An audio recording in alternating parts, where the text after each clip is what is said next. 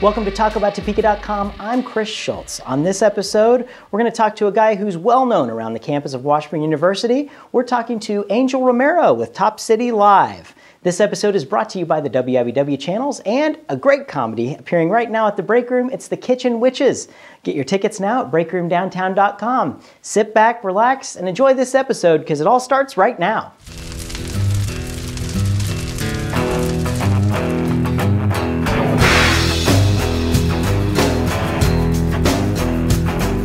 So, keeping Washburn University in the loop is this guy over here, Mr. Angel Romero. How are you? Hey, good. Glad to be here. Yeah, thanks for joining us. You've been doing some great things at Washburn. You started out as a student there with your undergrad. You're a law student right now, and kind of a byproduct of this whole career thing in college is Top City Live. Exactly. Tell us a little bit about Top City Live. Well, Top City Live kind of came out of my passion for. I was really blessed to have the opportunity to get involved with lots of really cool things in Topeka. Started with the Heartland Visioning Project was kind of my drive and my impetus behind wanting to get more involved in Topeka, and I had a lot of really cool people in Topeka that reached out to me as a student, which I thought was the coolest thing ever, to get involved with things that are happening in Topeka, and I saw the cool stuff that was going on. I went through Leadership Greater Topeka and saw the really cool things happening in Topeka, and I was all jazzed up and all excited about this, and I would tell my students about, and I said there needs to be a way that other students know about these cool things that I'm doing and I get to experience that other students need to know about it. Yeah. So I got a group of my friends together in my apartment one night and gave them pizza and say, hey, so I have this idea. And that's kind of how it got started, and pitched it to them and said, wouldn't it be cool if there was a way that we could let students know about all the cool stuff that's going on in Topeka and get them involved and get them more connected to Topeka, and it just kind of took off from there. From there, and there was a big thing with Heartland Visioning when you got involved with that. How did you get involved with that? Did you just see something, hey, they're doing this, I'm going to get involved? Or? Yeah, it was a little bit of that, and there was a student, at the time that Heartland Visioning started, I was a freshman in college, and there was an upperclassman student that had been involved with it, Lacey Keller, and she came to me and said, hey, I know that you say that you'd be interested in community stuff, and there's this new thing started up, and so I'm thankful to people like her and Billie Jean Bergman, who was another student there at the time, that said, hey, this would be really cool, and they were really excited about it, and so they got me on board, and I got excited about it, just kind of kept building from there. But it was definitely their influence that got me into it. It's one of those things, I think, one of the findings with Heartland Visioning was that there just wasn't enough ways for people to find out about things that were happening. There's a lot of great things that happen around Topeka, and people just weren't finding out about them. Right. So, I mean, I think that's great that you guys kind of answered the call with that, at least to get Washburn involved with that. So who were the original folks that kind of got the group together? Sure, it was myself and then about 10 to 12 other Washburn students. Some have graduated by now, but then there's still some of that core group that are still with the organization today.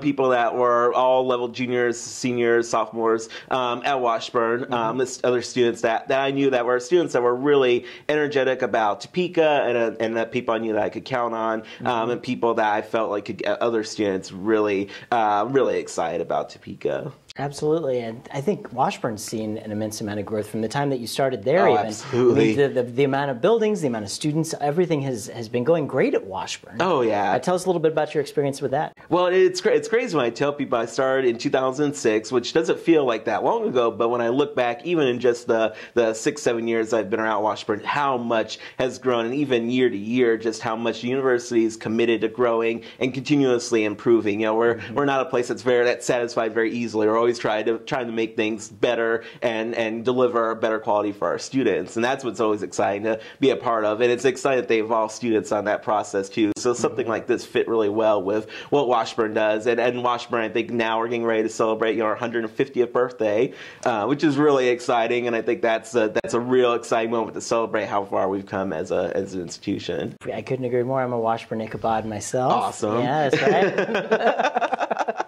So much to be proud of. I mean, I'm not giving away my age because I'm so old, but I started in Washburn in '97, and it's just to go thinking back to that first time when I was on campus there, and then going back now. it's a completely different place, and it's all just because positive energy has made things happen, and more people are looking at, when I first started there, it was kind of one of those, alternative schools, and now it is certainly not by any means an alternative school. It's a place where people choose to go because it's a great school. Right. Yeah. And it's one of the things, too, we've been working with Top City Live, because as much as we are all about connecting students to Topeka and what's going on, we kind of have a reverse mission, too, of connecting Topeka to Washburn and recognizing the value that Washburn brings to the community and letting them know about all the really cool things that Washburn's doing and that Washburn students are doing, so that those employers out there can recognize the talent and skills that Washburn students have and some of the really cool partnership opportunities that are out there. So we're just as much about building that connection as we are between students and the community, too, which has been fun. And I think it's been a really great, Topeka and Washburn has such a really cool relationship and cool history together, that relationship's really neat to work on. And even seeing some of the history, if you tune to the Washburn channel and you hear about the Ritchie family donating the land, and the Ritchie house is something that just opened up over, off of 12th Street and 11th Street. Back there. That's really cool. Like, Topeka's kind of embracing its heritage with that as well. Oh, yeah.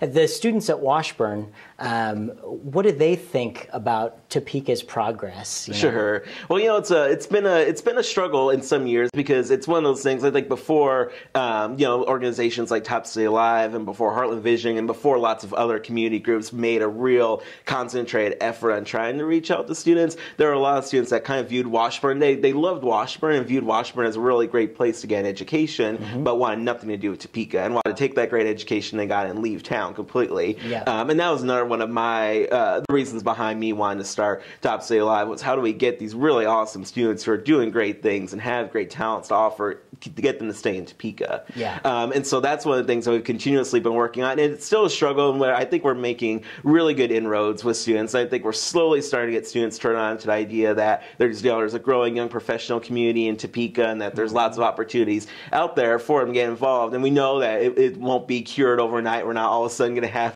all 7,000 students want to stay in Topeka overnight, but it's a slow process. We're making some progress. Exactly. Yeah. Changing mindsets and that sort of thing. Yeah. And so where did you come to Washburn from? Were you from Topeka? I was not. No, I'm an Army brat, so we kind of lived all over the place. And Kansas was kind of just where we ended up. Yeah. And I had gone to Washburn over the summer when I was in high school, and had kind of done some summer programs, and had always been impressed by Washburn, the students I met, and everyone there, and it felt like a really good place to be. And so it was totally just those experiences that I had that made me, and it's one of the best decisions I ever made. I never looked back. I didn't know for sure that would be the place that I came to college. I applied a couple of different places, but then I ended up, after looking through all that, said, I really feel like I just have a real good feeling about Washburn, and it turned out to be right in the long run. And you've been doing some great stuff for the Topeka community, and we totally owe you a thanks for all of that. And I should say I have the opportunity to work with lots of really cool people, too. That's what really makes it. I've just noticed so much of an energy that didn't, and I'm a lifelong Topekan, so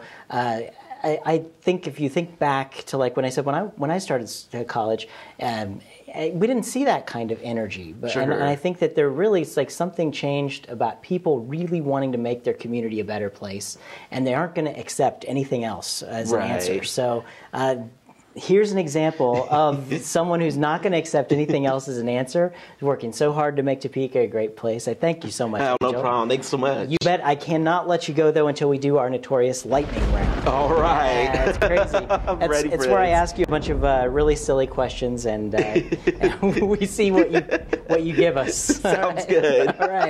All right. 60 seconds on the clock, and go. What is your favorite tourist attraction in Topeka? My favorite tourist attraction in Topeka, I feel recently it's become the zoo, because there's so much, like the penguins are there, and I cannot get enough of the penguins at the zoo. Like there's so much at the zoo. I got to feed the animals at the zoo recently. Like it's become my new favorite place in Topeka. And like everyone I know now has to go to the zoo with me and go see the penguins. Growth over at the zoo. Oh yeah, really good stuff happening there. Let's see. If you were a salad, what kind of dressing would you have? Oh my gosh. Bad interview question. I'm really boring when it comes. I would be ranch, because I like other salad dressings just don't do it for me. So that's what it would be. Tried and true ranch. Exactly. Let's see. If you won $20 million in the lottery, what would you do with the money?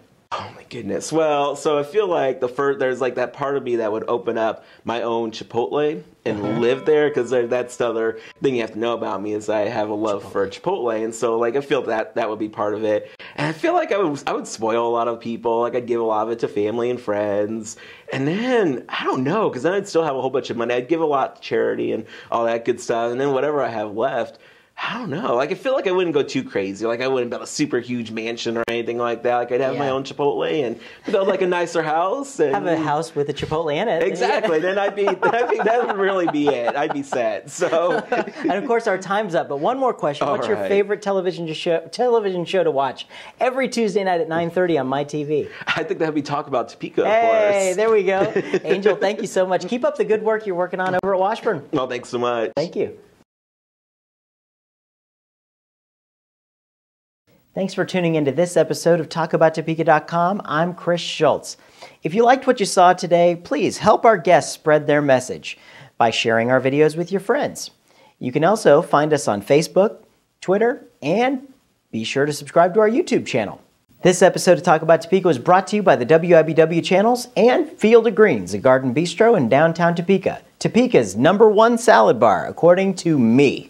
Thanks for joining us. Remember, keep talking about Topeka.